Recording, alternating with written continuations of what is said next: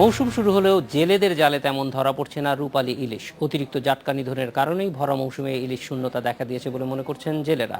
আর বিশ্লেষকরা বলছেন গতিপথ পরিবর্তনের কারণেও নদীর মোহনায় স্বাভাবিক মাত্রায় ইলিশ ধরা পড়ছে না। ইলিশের শহর চাঁদপুর, অথচ নদী তীরের বড় স্টেশন মাছঘাটে কর্মব্যস্ততা নেই জেলেদের। 2003 সাল থেকে সরকারি সিদ্ধান্তে বছরের মার্চ এপ্রিল 2 মাস ইলিশের এই অভয়াশ্রমে বন্ধ রাখা হয় মাছ শিকার, কিন্তু গত 2 বছর ধরে এর সুফল পাওয়া যাচ্ছে না ইলিশের মৌসুমে। সে কারণেই স্বাদের এই মাছ খাওয়া থেকে বঞ্চিত হচ্ছেন সাধারণ মানুষ। অতিমাত্রায় কারেন্ট জাল ব্যবহার করে চাটকা নিধনই এর কারণ বলছেন জেলেরা। নৌকা প্রতি 5,000 করে নেয়, নিয়ে তারপরে মনে মাছ ধরা। এভাবে চেক দিয়ে মাছ ধরালে তো আর নদীতে মাছ থাকে না। এই জাটকা মাছ জেলেরা ধরে হয়েছে, কারেন্ট জাল ধরে ফেলছে, এই ধরনের কারণে আজকে এই নদীতে মাছ নাই। মাছ কম থাকায় আড়তগুলোতেও চড়া দামে বিক্রি হচ্ছে ইলিশ। মৌসুম শুরু হলেও মাছ না পাওয়ায় লোকসানের আশঙ্কা করছেন ব্যবসায়ীরা। অন্যান্য বছরে যেরকম আগের ভাদ্র মাসে প্রচুর মাছ ছিল, এই সময় আপনারা হাঁটতে পারতেন না, হাজার হাজার মন মাছ হতো, কিন্তু সেখানে এখন 100 মন মাছ আমরা বিক্রি করতে পারি না। নাব্য সংকটের কারণে ইলিশের চলাচল পথ পরিবর্তন হয়ে গেছে, আর তাই পদ্মা মেঘনার মোহনায় ইলিশ মিলছে না বলছেন বিশেষজ্ঞরা। মেঘনা এস্টুয়ারি বে, মেঘনা বে আপে চলে আসে, পদ্মায় চলে আসে, এই রুটে নাব্যতা সংকটের কারণে তাদের চলাচলে একটা বিঘ্ন হওয়ার কারণেও আমরা মনে করছি এই অঞ্চলে ইলিশের বর্তমান সময়ের এই সংকট হয়ে থাকতে পারে। দেশের মাছের চাহিদার প্রায় 12 ভাগ পূরণ করে ইলিশ। বছরে এর গড় উৎপাদন প্রায় 3.5 লাখ মেট্রিক টন। বছর দশেক আগেও চন্দনা, গুপ্তা ও পদ্ম ইলিশ নামে 3 প্রজাতির মাছ মিলত। তবে পদ্ম ইলিশ ছাড়া বাকি দুটো হারিয়ে গেছে এরই মধ্যে। নিয়ম ভেঙে মাছ ধরাই এর কারণ বলছেন বিশেষজ্ঞরা। এমন অবস্থা চলতে থাকলে ইলিশের বাকি প্রজাতিটিও হারিয়ে যাবে বাংলাদেশের জলসীমা থেকে। পদ্মা, মেঘনা, ডাকাতিয়া, মোহনা থেকে আশরাফ আলম, ইন্ডিপেন্ডেন্ট নিউজ। এ বিষয়ে কথা বলতে চাঁদপুর থেকে যোগ দিচ্ছে সহকর্মী আশরাফ আলম। আশরাফ, এই যে ইলিশের পাওয়া যাচ্ছে না এই ব্যাপারে জেলেদের কথা বলছেন, কিন্তু এইখানে যারা ব্যবসার সঙ্গে সংশ্লিষ্ট আছে এবং একই সঙ্গে জেলেরা মূল কারণ কি বলছেন? কারণ কারেন্ট জাল ব্যবহারের যে অভিযোগ, সেইটি ব্যবহারের ক্ষেত্রেও তো জেলেরাই ব্যবহার করেন, তারা তাদের অভিজ্ঞতার থেকেই এটি বলছেন কিনা যে কারেন্ট জালই মূল কারণ?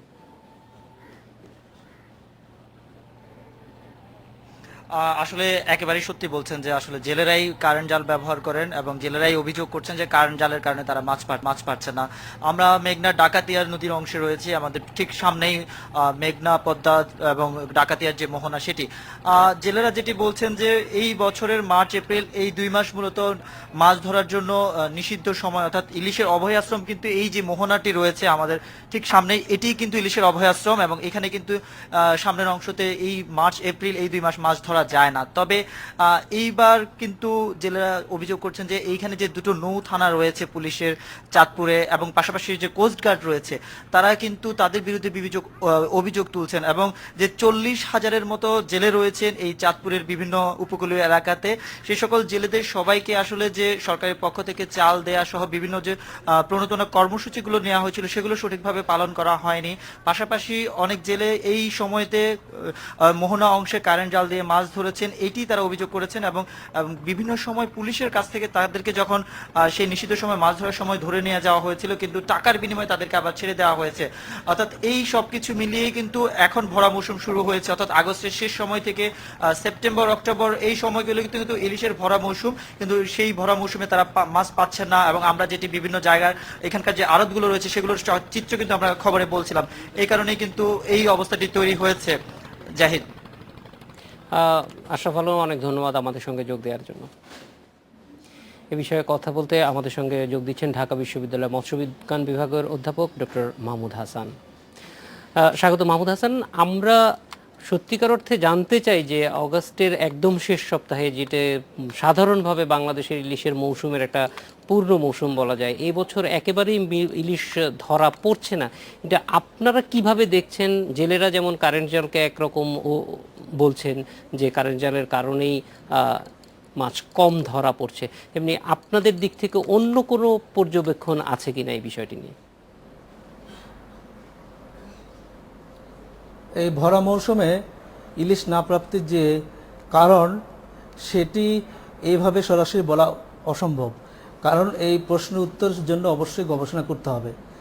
তবে আমার ধারণা যে নদীর নাব্যতা সংকট এবং নৌপথ পরিবর্তন এর অন্যতম প্রধান কারণ এই নাব্যতা সংকটের কারণে ইলিশ সাধারণত গভীর জলের মাছ, তো 10 মিটার কম গভীরতা বা পানিতে ওরা কম আসে।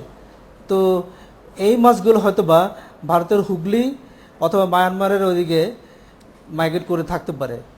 তো ওরা যেহেতু ব্রিডিং করার জন্য শুধুমাত্র নদীতে আসে বড় মাছগুলো, তো সেই ব্রিডিংয়ের সিজনে অক্টোবরের দিকে হয়তো বা মাছের প্রাপ্তি কিছুটা বাড়া যেতে পারে। কারণ হচ্ছে আমাদের, আপনি খেয়াল করবেন যে পদ্মা নদীতে 10 ফুট এর কম গভীরতার জন্য ফেরি চলাচল বন্ধ আছে গত 7 দিন।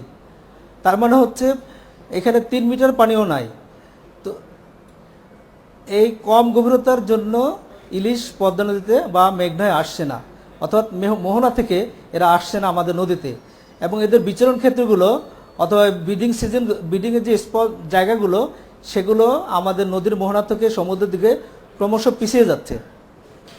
স্যার, তাহলে কি এটার সঙ্গে জাটকা নিধনের কোনো সরাসরি সম্পর্ক থাকতে পারে, নাকি আসলে বিষয়টি সেরকম না?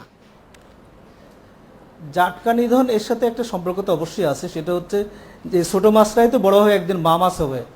কিন্তু সরকারের যে জাটকা সংরক্ষণ কর্মসূচি, এর ফলে তো অন্যান্য বছরের তুলনায় এখন জাটকা নিধনটা কম হচ্ছে। আর সরকার ইলিশ রক্ষার জন্য অলরেডি 5টি অভয়াশ্রম ঘোষণা করেছে এবং এর ফলে গত কয়েক বছর কিছু মাছ পাওয়া যাচ্ছে। তবে এই বছর যে মাছ পাওয়া যাচ্ছে না একেবারে এটা ঠিক না। মাছ পাওয়া যাচ্ছে সেটা হচ্ছে সমুদ্রে, নদীতে পাওয়া যাচ্ছে না। অর্থাৎ স্যার, ওই মূলত পানি নাব্য সংকটটাই একটা বড় কারণ হয়ে থাকতে পারে যদি এই সময়ের জন্য। জি, আর প্রতিপদ এটা একটি কারণ। আরেকটা হচ্ছে নদীর গতিপথ পরিবর্তন। মাছগুলো যেহেতু মাইগ্রেট করে, ওরা গত বছর যেই পথে রুটে এসেছিল, এবার এসে তারা দেখা যায় নতুন রুট, তখন তারা চিনতে পারে না, তখন তারা ওই পুরনো পথে ফিরে যায়। এই জন্য আমাদের ধারণা যে আমাদের মাছগুলো হুগলির দিকে মাইগ্রেট করে চলে গেছে। ডক্টর মাহমুদ হাসান, অনেক ধন্যবাদ আমাদের সঙ্গে যোগ দেওয়ার জন্য। এডিটর স্পিকে এবার বিরতি, ফিরছি।